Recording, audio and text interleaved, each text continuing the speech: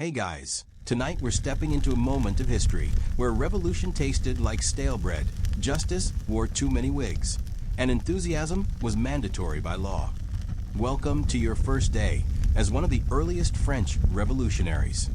You just arrived, and I regret to inform you, you are already on a committee.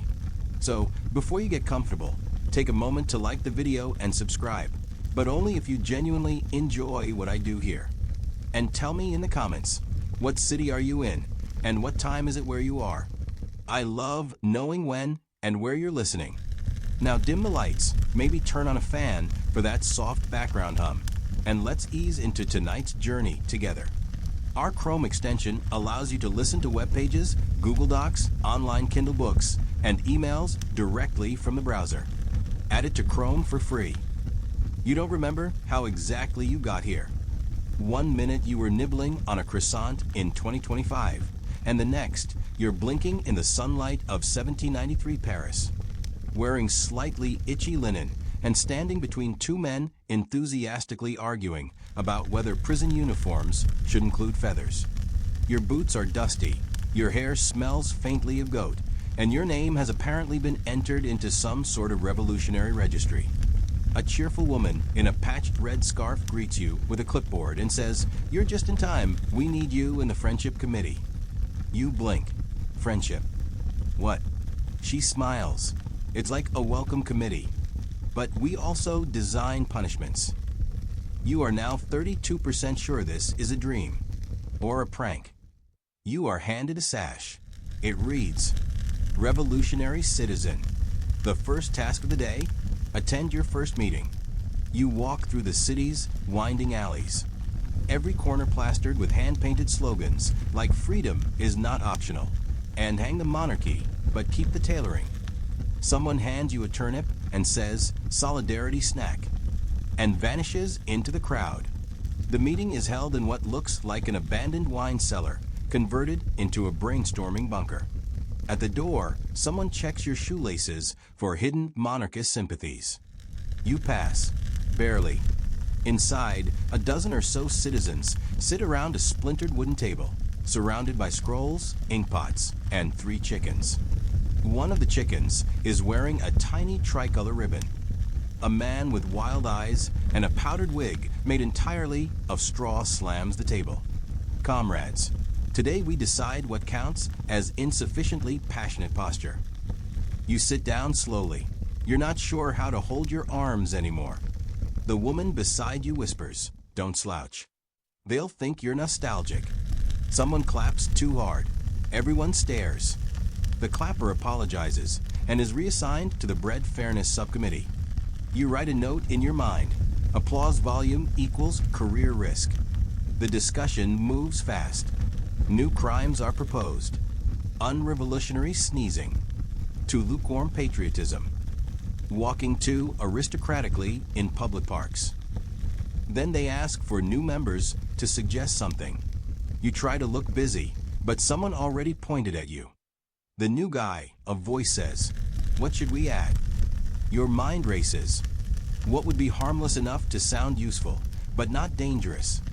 You blurt out, "What if people who talk too slowly have to wear bells, so we know they're not plotting?"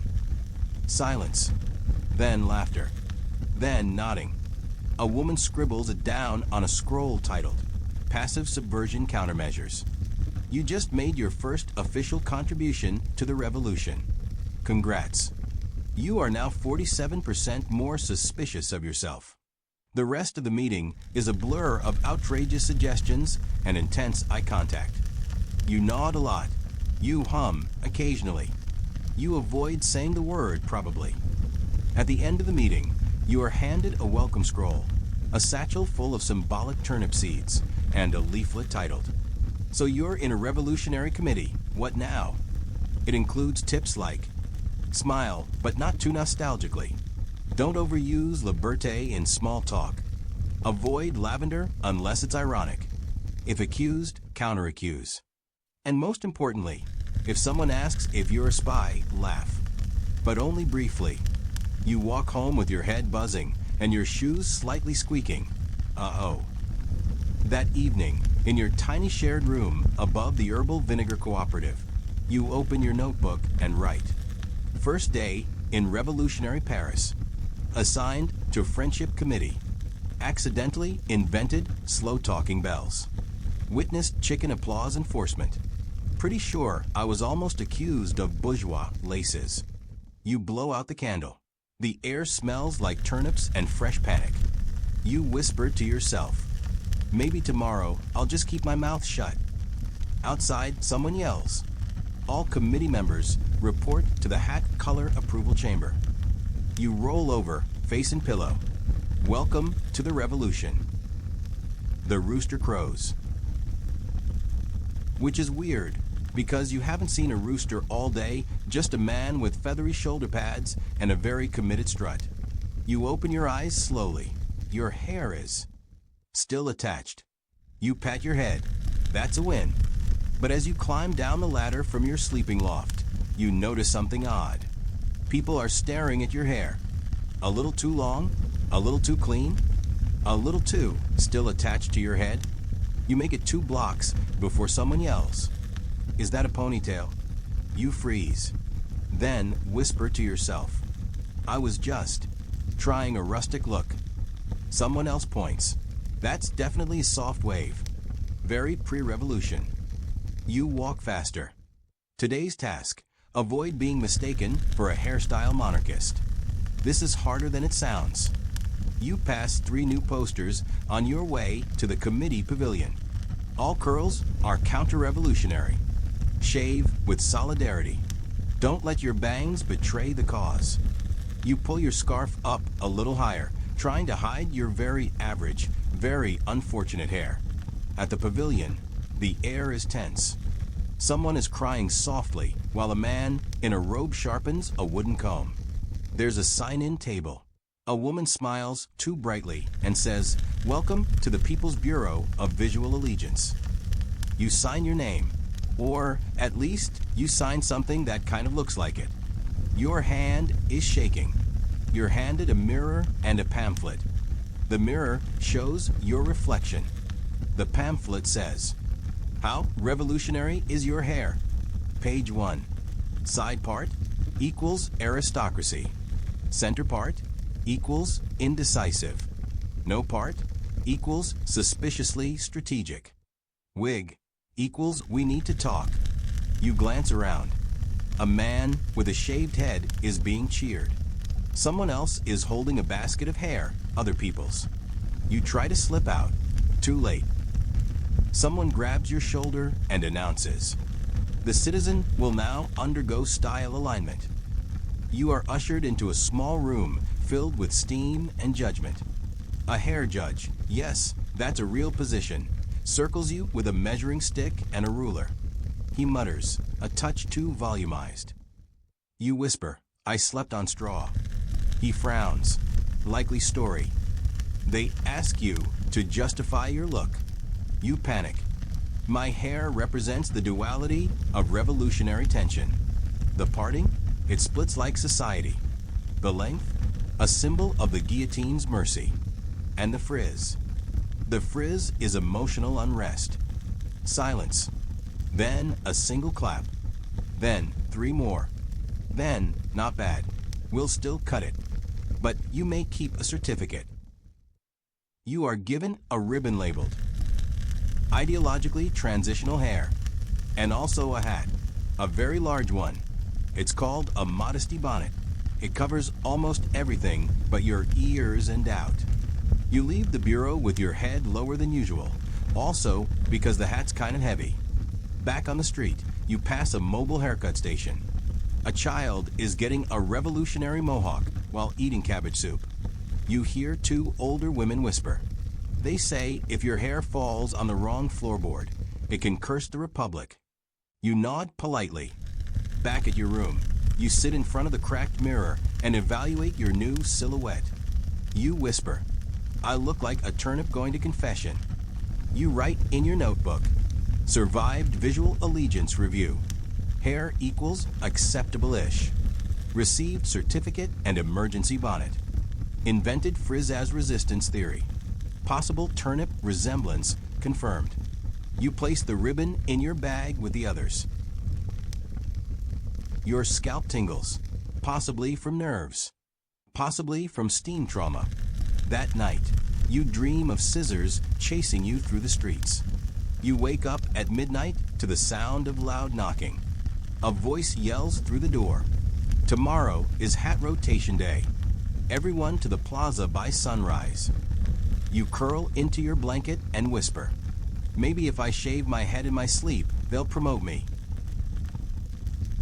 You start the morning with optimism. A warm roll, a window cracked open. Only 3 new revolutionary posters on your door. Today, you tell yourself, is going to be normal. You are wrong, because today is election day. And in revolutionary Paris, voting isn't just a civic duty. It's a theatrical performance with consequences.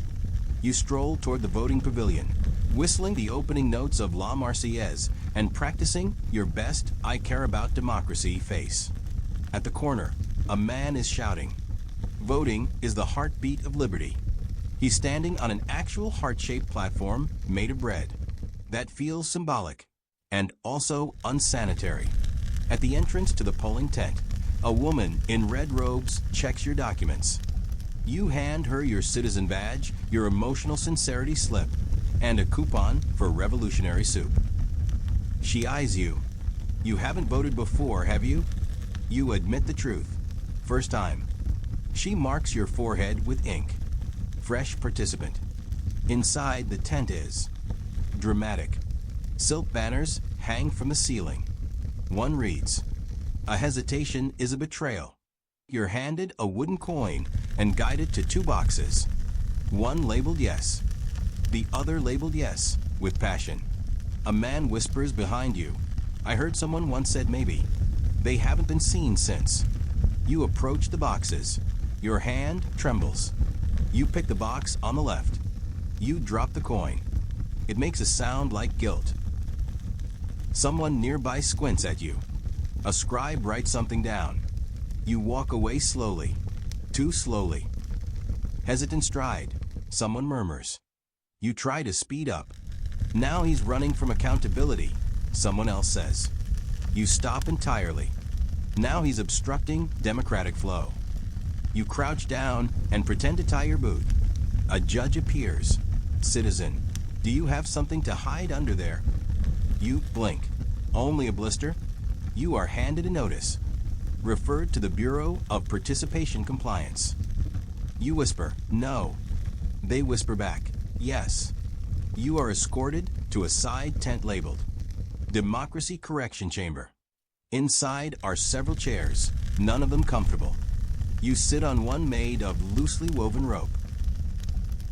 What would Robespierre clap for? It squeaks when you move. Very counter-revolutionary. A man in a crimson vest asks, "Why did you vote with insufficient enthusiasm?" You try. "I was deeply inspired." Just. Quietly. He frowns. Quiet inspiration is indistinguishable from sarcasm. He hands you a worksheet titled, "What would Robespierre clap for?" You're required to circle 10 things. All of them say the people. You circle them all. Twice. Then comes the essay portion. Describe your emotional arc while inserting your voting token. You write. At first, nervous. Then, patriotic. Finally, itchy from forehead ink. The official size. You'll need to recast your vote. This time in public. You are escorted to the main square, where a stage has been set up. A crowd gathers. You are handed a larger voting coin, painted red. A man announces, "This citizen will now demonstrate their full commitment to participatory decision-making." You drop the coin into a carved wooden box while maintaining direct eye contact with the crowd. Someone plays a lute. The audience applauds, measured and rhythmic. You are handed a small wooden plaque that reads, "Recovered Democrat."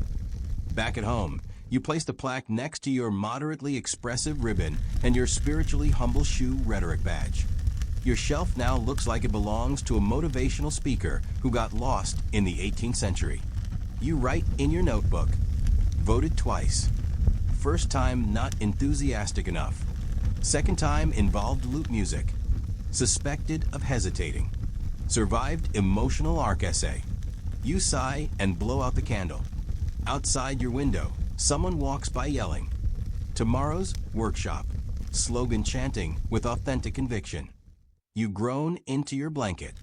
Maybe I'll chant in lowercase. You stretch your arms. Today, you tell yourself, will be the day you blend in.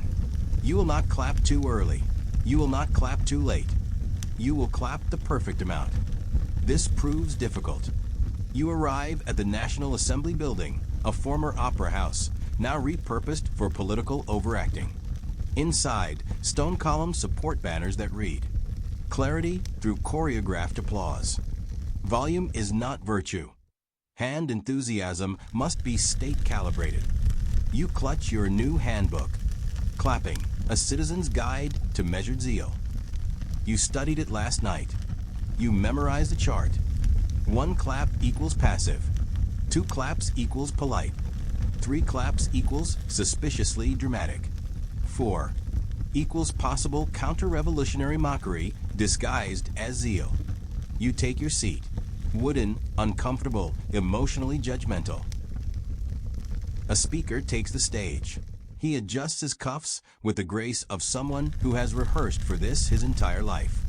He begins. Comrades, citizens, applause units. The crowd claps twice. You clap twice. Then your palms slip. Your third clap hits the air like a gunshot. Silence. All heads turn. You freeze.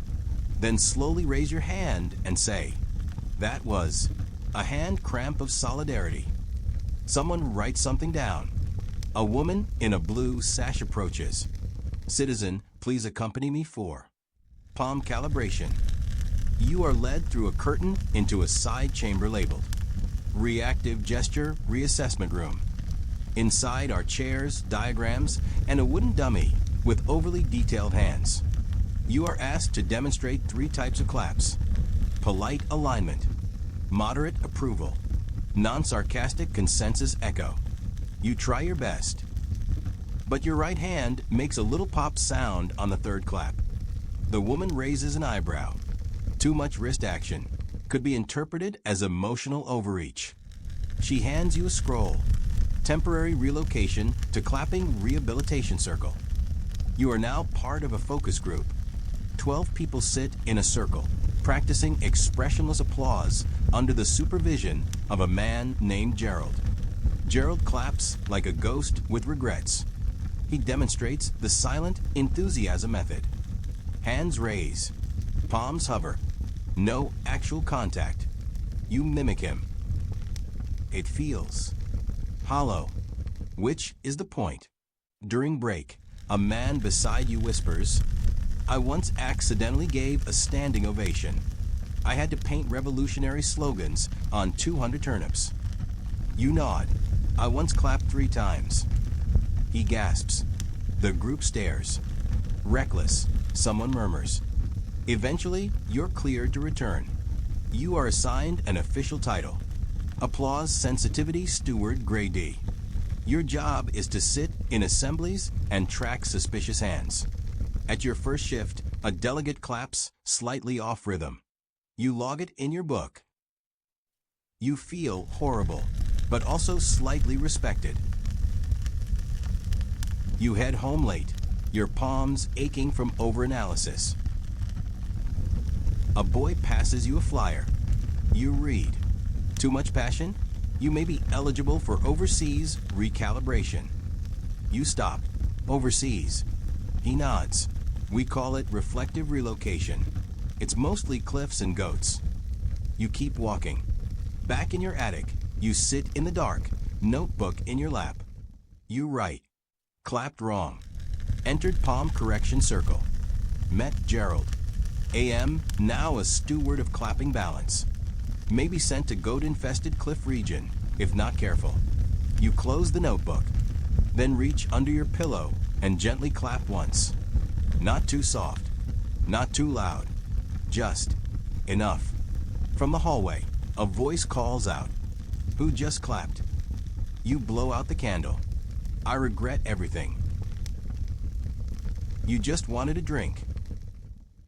A simple one, not symbolic, not politically loaded, just fermented grape juice in a wooden cup.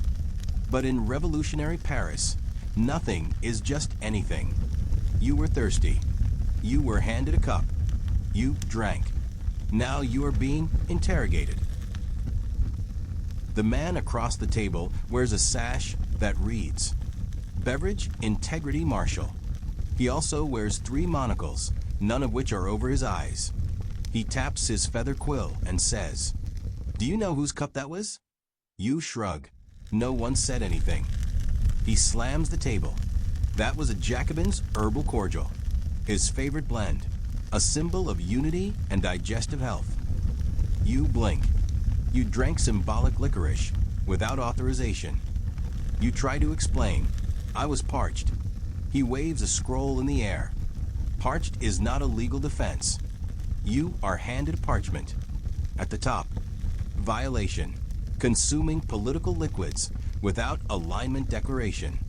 You are sentenced to reflective beverage discipline, which is how you end up inside the confession barrel. It's a large wooden vat lined with small thorns and revolutionary pamphlets. It smells like vinegar, regret, and wet poetry. You are lowered in by 2 solemn guards while a third one reads your rights in rhyme. Inside the barrel, it's squishy. You sit on a layer of damp tracts titled, "Respect the Stew of the Masses." You are told to sit there until you are thoroughly ideologically marinated. Time passes slowly. People occasionally walk by and toss in herbs. Basil, rosemary, once an angry fennel bulb. You begin to hallucinate. You see a pigeon with a powdered wig whispering about truth. You write a poem in your head titled, "Ode to Regretful Sipping." You lose track of time. Eventually, the barrel is tapped from the outside. A voice asks, "Do you feel realigned?" You answer, "I feel deeply herbal." That is the correct answer. You are helped out. Someone hands you a towel and a pamphlet titled, "How to Ask Before You Sip." You are also given a ribbon, infused with reflection, level 1. You walk home barefoot. Your shoes were confiscated for premature dryness. Back at your attic, you dry your socks over a candle and write, "Accidentally drank symbolic licorice." Spent 3 hours in Thorn Barrel. Met hallucinated pigeon. Now smell like fennel and regret. Will always ask before sipping again. You sigh. Then someone knocks on your window. It's not a person. It's a scroll tied to a brick. You unroll it. Notice, you have been selected for flavor standardization training. You clutch your towel tighter. Not the Flavor Bureau. Not again. You wake up damp and herb-scented. The fennel from yesterday is still in your pocket. You try to convince yourself today will be quiet, peaceful, possibly dry. You are, of course, wrong, because today is Visual Loyalty Inspection Day. You only learn this fact when a knock at the door reveals a man in crimson leggings and a clipboard. "Citizen," he says, "we are conducting street-level hue verifications." You blink. Hue. He frowns. Color loyalty, particularly red. He hands you a pamphlet titled, "Revolutionary Red. How red is red enough?" You flip through. Blood red equals acceptable. Brick red equals suspiciously nostalgic. Rose red equals decadent. Burgundy equals monarchist.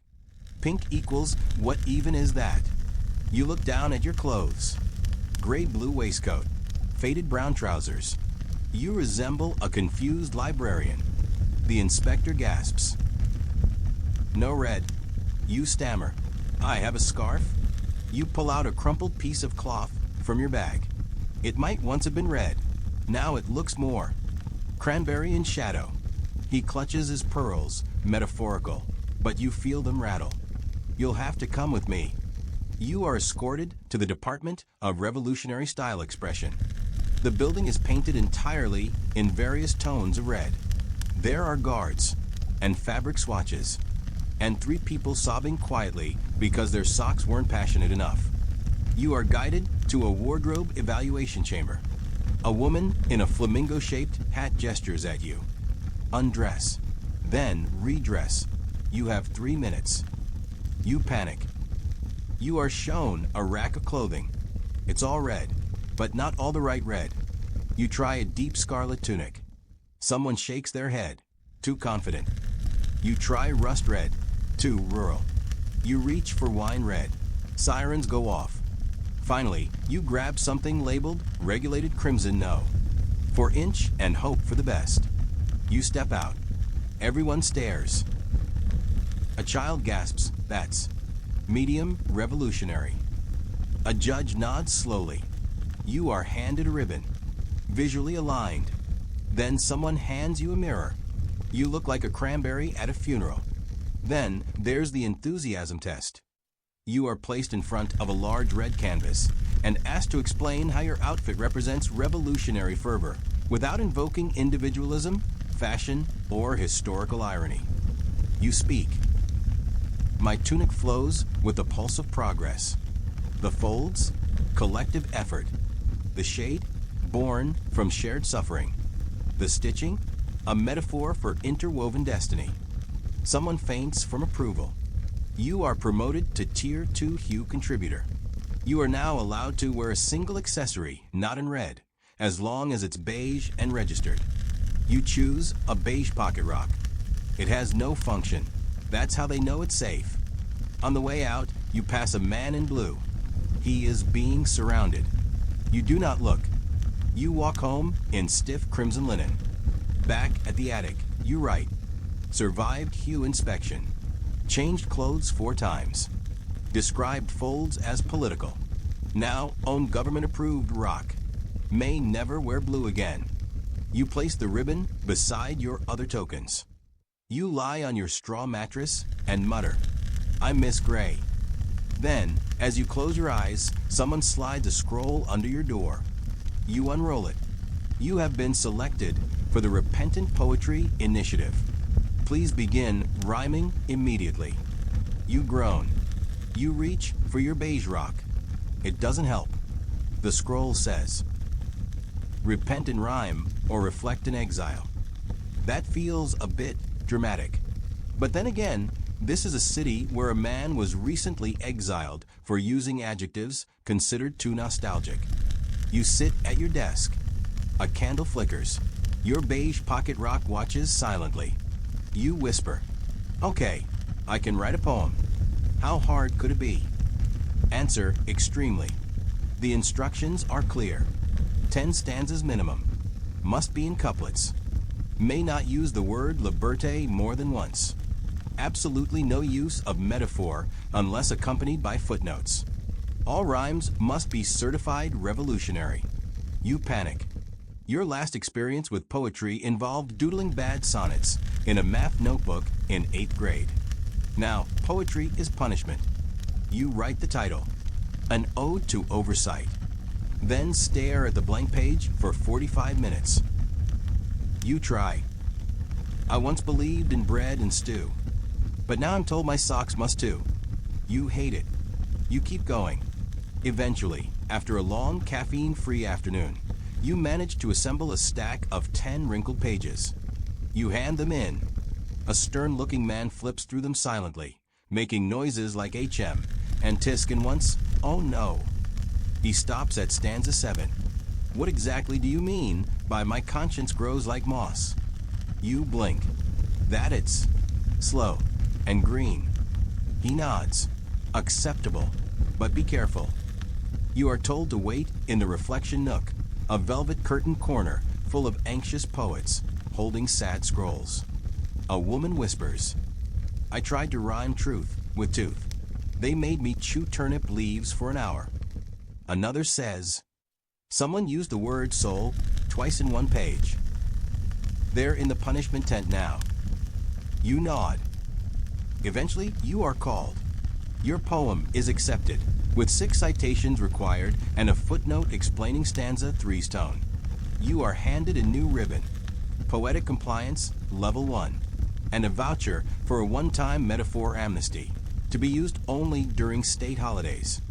As you walk home, the clouds shift. It's raining slightly. You want to call it a melancholy mist, but you resist. Back in your attic, you write, rhymed under duress, used moss metaphor successfully, earned ribbon, denied adjective privileges for 1 week. Still think truth rhymes with tooth if you try hard enough. You sigh. You lie back and let your brain float. Just for a moment. Then a new knock. No scroll this time. Just a woman in a blue coat holding a black cloth. She says, "Citizen, you have been visually accused." You sit up. She explains. You were seen glancing at a member of the former nobility with emotion. You pause. Emotion. She nods gravely. Your eyes said, "Too much." You groan. "Is there a poetry form for that?" She shakes her head. There's a blindfold. You thought poetry would be the end of it. It wasn't. Now it's your eyes. Apparently, they're saying things. You are escorted, blindfolded, through the streets of Paris, bumping into fruit carts, muttering apologies, and twice being mistaken for a street performer. You're taken to a modest stone building with no sign, only a plaque that reads, Department of Visual Intent Interpretation. You mutter. That sounds fabricated. A guard corrects you. It was last week, but it's official now. Inside, the room is dimly lit by candles. All faces are shadowed. Everyone is squinting, on purpose. You are seated before a panel of 3. One has a monocle. One has 2 monocles. One refuses optics entirely. A bell rings. The lead examiner speaks. Citizen, you are here because of an unauthorized gaze. You stammer, "I didn't mean anything." She leans in. We know. That's what makes it dangerous. You're handed a parchment. Preliminary charges. Eye-based ambiguity in a politically sensitive zone. You glance up. Someone gasps. There. He did it again. They place a soft black cloth over your eyes and ask you to describe what you saw during your controversial look. You say, "A woman. Red gloves. Very symmetrical posture. Possibly a duchess." A murmur. Someone scribbles. Symmetry fetishism?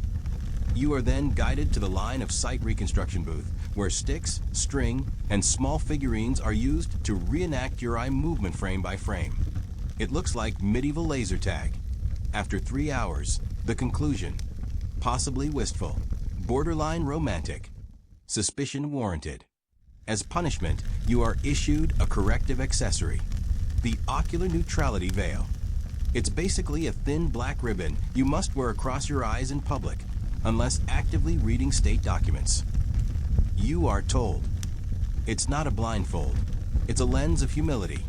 You are also handed a scroll titled, How to See Without Projecting Ideology. The tips include, look at walls. Walls are safe. Avoid statues. Too evocative. Never make eye contact with children. They're too symbolic. Trees are fine, but not if they're swaying. You leave the department with your veil in place, bumping into exactly 3 revolutionary goats and a mime. Back home, you sit by the mirror, trying to adjust to peripheral vision life. You write in your notebook, accused of emotional glancing, past stick string simulation. Now, we're state-approved visual filter. Miss seeing faces. Starting to understand the comfort of bricks. You sigh and reach for your candle. But then there's a knock. A scroll is shoved under your door. You crawl to pick it up. Congratulations. You've been selected for the Ministry of Dance Corrective Action. You exhale. Not again. You mutter. All I did was walk. A whisper answers through the window. But it was in a rhythm. They didn't recognize. You walk funny. Apparently, you never thought much about it. One foot, then the other. Repeat as needed. But here, in revolutionary Paris, even your gait can be a crime. The scroll didn't mince words. Citizens' locomotion style exhibits residual old regime poise. You arrive at the Ministry of Dance Corrective Action wearing your visual neutrality veil and your best, I'm just a confused peasant face. Inside, a man with elaborate elbow ruffles greets you with a bow that somehow critiques monarchy and welcomes equality at the same time. He says, "Welcome to Step Re-Education." You're handed a small wooden block labeled Gait Audit Token. He explains, "You've been observed walking with suspicious symmetry and insufficient bounce." You say nothing. He gestures you into the Rhythm Correction Hall, where others like you shuffle in deliberate, over-adjusted motions. One man is skipping in slow motion. Another is waltzing diagonally. Your assigned instructor wears a sash reading, Certified Movement Deconstructionist. He claps once. Today, we teach you to dance like the future, chaotically, but with purpose. You are given a pair of socks with tiny bells. They jingle when you step. This is how they track unexpected obedience. The training begins. You are taught the following official moves: Liberty Lunge, the Egalitarian Shimmy, Backpedal of the Masses, Revolutionary Heel Twist. You try your best, but halfway through the group routine, you trip during the Equality Shuffle and jingle out of sync. A buzzer sounds. You are assigned a new duty. Participate in the Freedom Dance Marathon. The rules: must dance continuously from sundown to sunrise. No repeating moves. Smiling is discouraged. You're placed on a platform in the city square. A crowd gathers.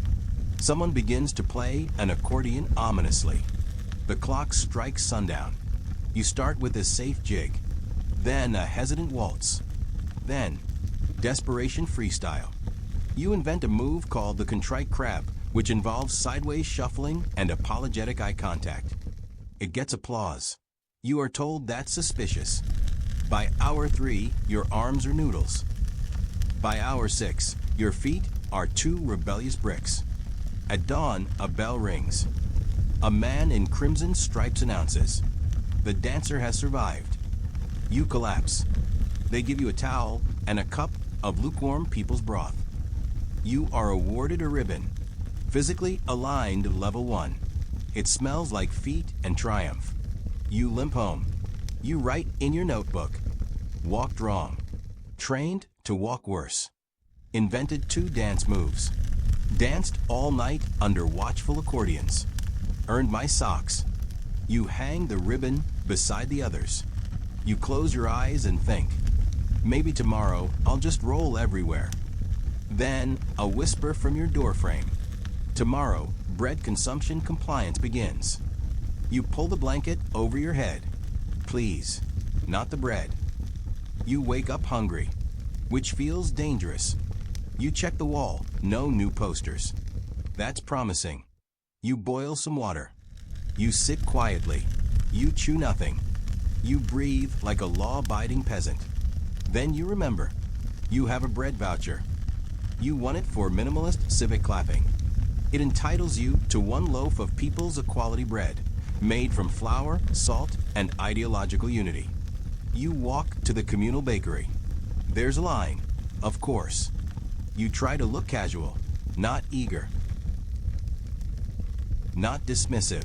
The woman behind you is humming the national anthem in a minor key. Inside, the smell of bread hits you. It's dense, heavy, slightly burnt, slightly alive.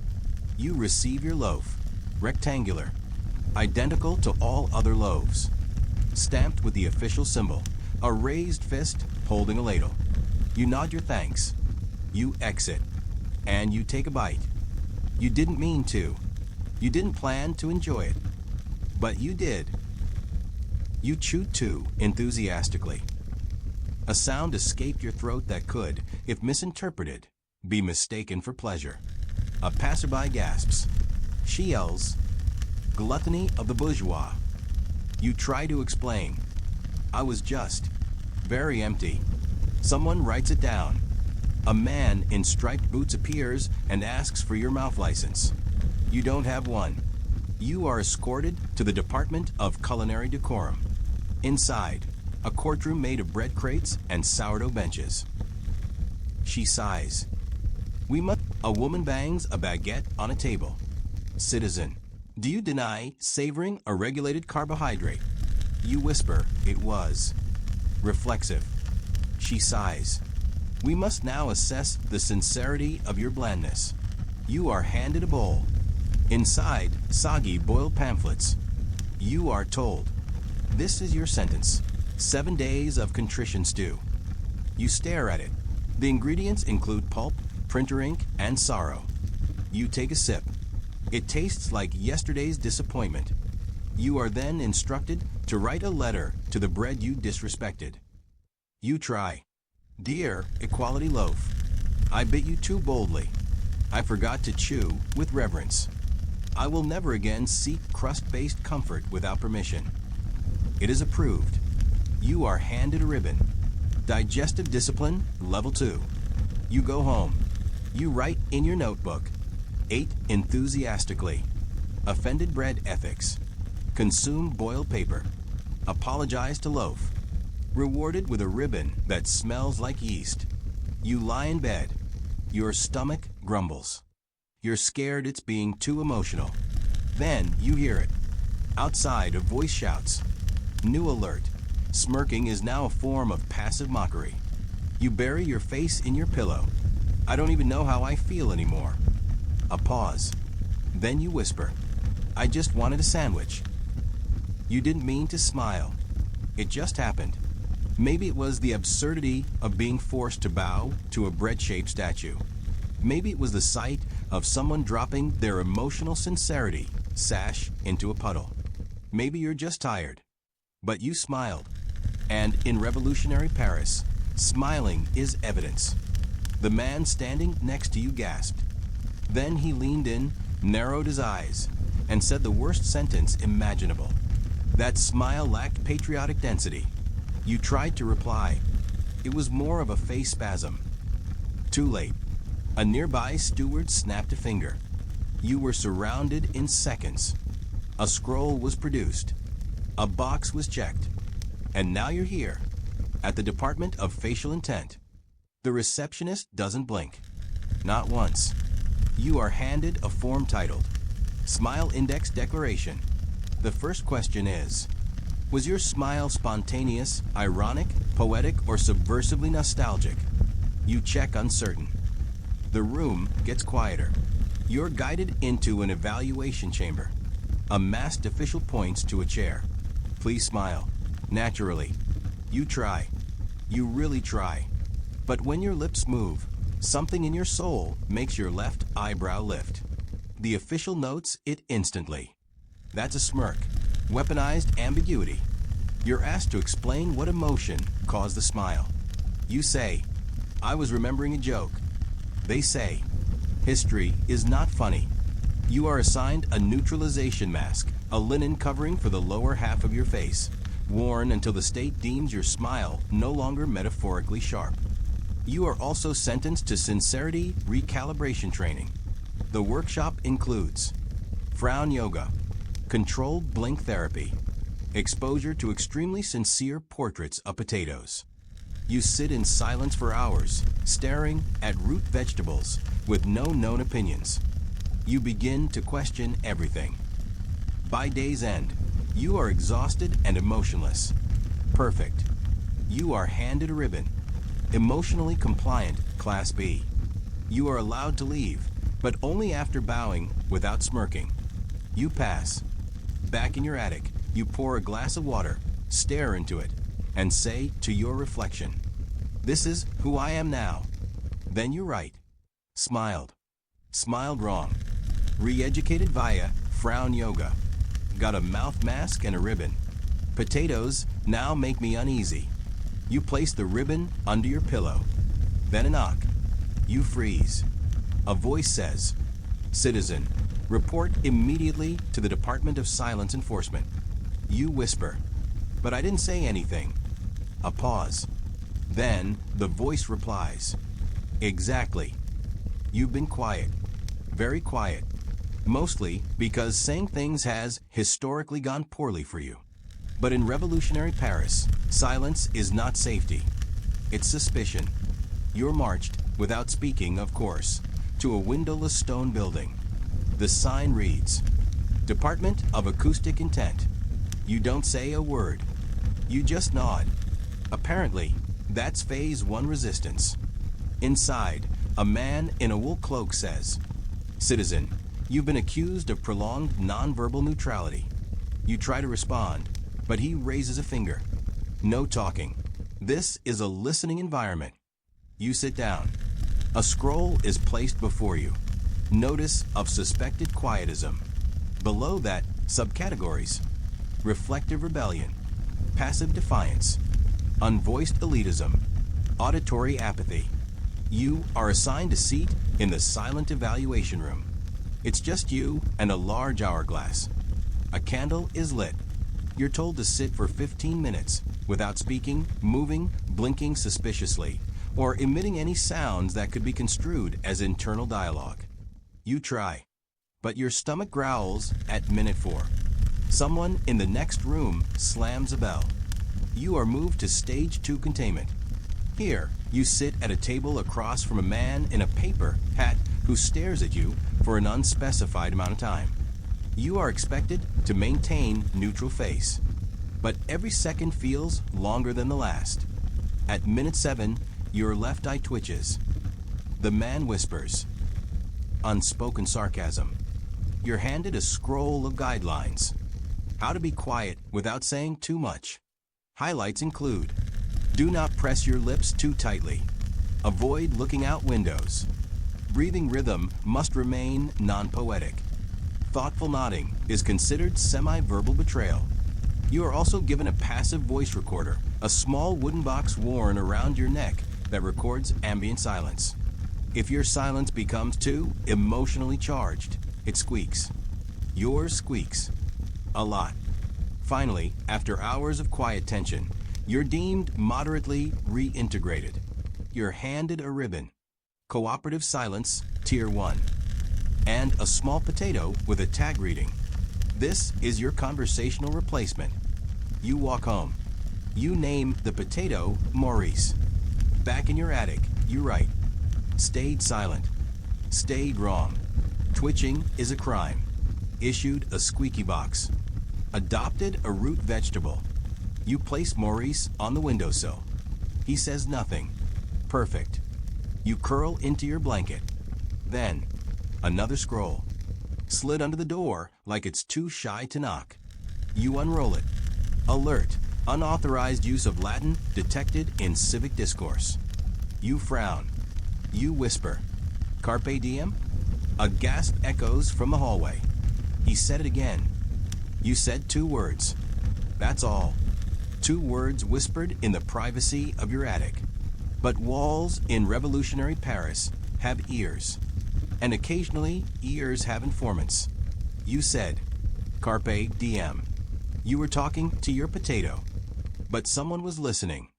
Now, you've been summoned to the Anti-Linguistic Subversion Tribunal. The building is ominously quiet. The sign outside says, language is power, and that's suspicious. Inside, a woman in a stiff cape greets you with a nod sharp enough to slice bread. She slides a parchment across the table. Charge, unauthorized invocation of dead tongues. You try to defend yourself. It was a motivational phrase. To Maurice. She raises an eyebrow. Latin is the language of secret alliances, ancient regimes, and decorative scroll borders. It is never motivational. It is implicational. You are told to write down every Latin phrase you know. You nervously scrawl, etc. Veni, vidi, vici. Lorem ipsum? Pax Romana? She gasps. He mentioned peace. You are labeled possibly Jesuit and sent to lexicon containment. There, you're placed in a small cell with 3 other linguistic offenders. One once wrote carte blanche on a shopping list. Another accidentally named their goat Maximus. The third, he sneezed in iambic pentameter. You are handed a booklet titled French Only, a Purity Primer. The rules include no foreign idioms, no multi-syllable flourishes, no quotations from philosophers unless they died violently, absolutely no poetry that ends in an echo. You are then brought to a stage. A crowd gathers. You are told, speak something, anything, and prove it's not coded. You try. I like soup. Murmurs. One official leans forward. Too vague. Could be metaphor. You try again. My name is not Maximus. Cheers. That's better. You are spared further punishment, but sentenced to a week of monolingual reorientation. This includes shouting common nouns into barrels, walking past dictionaries without flinching, being mildly electrocuted whenever you say, however. At the end of the week, you're exhausted, but officially linguistically simplified. You are awarded a ribbon, speech-safe, certified non-Roman, and a potato biscuit. Back in your attic, you write, said Latin, got detained, met goat namer, passed barrel noun training, unsure if I still like soup. You place the ribbon beside Maurice the potato. He seems disappointed. Then a knock. You open the door. No one's there. Just a scarf. Your grandmother's. You pick it up, blue-gray silk, soft as memory. Attached. Unauthorized fabrics investigation scheduled tomorrow. You hold it and whisper, not Latin, just longing. It's just a scarf. Soft, faded blue-gray. Edges frayed from love, not neglect. It used to belong to your grandmother. She used to wear it when baking, or crying, or humming songs that had no politics, only melody. You didn't mean to leave it out. But in revolutionary Paris, fabric remembers. You are summoned to the Committee for Textile Sentiment Regulation. The building used to be a silk merchant shop. Now, it's a courtroom lined with confiscated nostalgia. Quilts with floral patterns. Gloves with initials. One painfully sentimental baby bonnet. You clutch your scarf gently. A clerk in all canvas robes points at you. Citizen, declare the origin of your accessory. You whisper. It was my grandmother's. He gasps. Ah, inherited affection.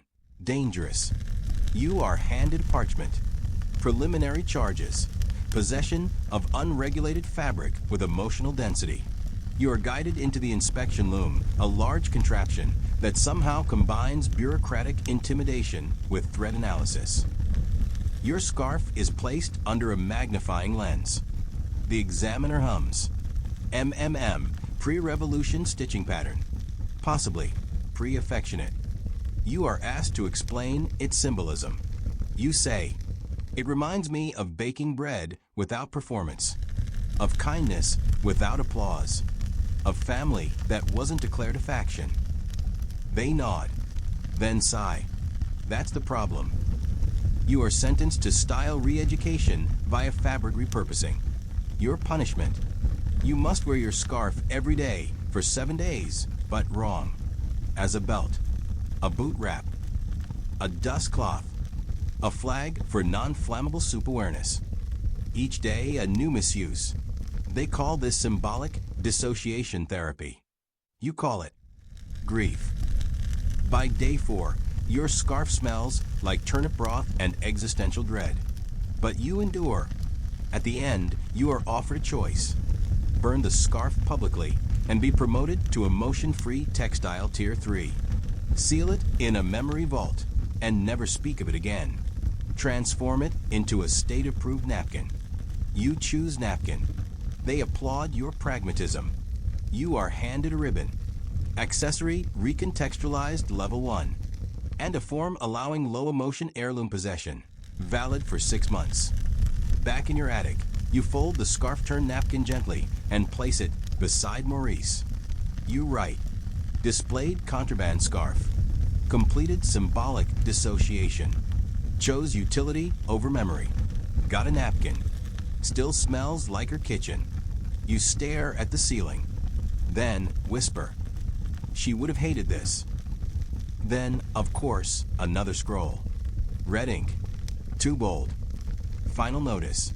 You have been selected for narrative evaluation. You read the last line aloud. Determine if your life fits a revolutionary arc. If not, reformat. It begins with a knock. Not a loud one. Just inevitable. You open the door. A man stands there, dressed in the full robes of narrative inspection. He holds a scroll sealed with both wax and judgment. He doesn't smile. He says, "Citizen, we are conducting final evaluations." You nod. He nods. You both already know.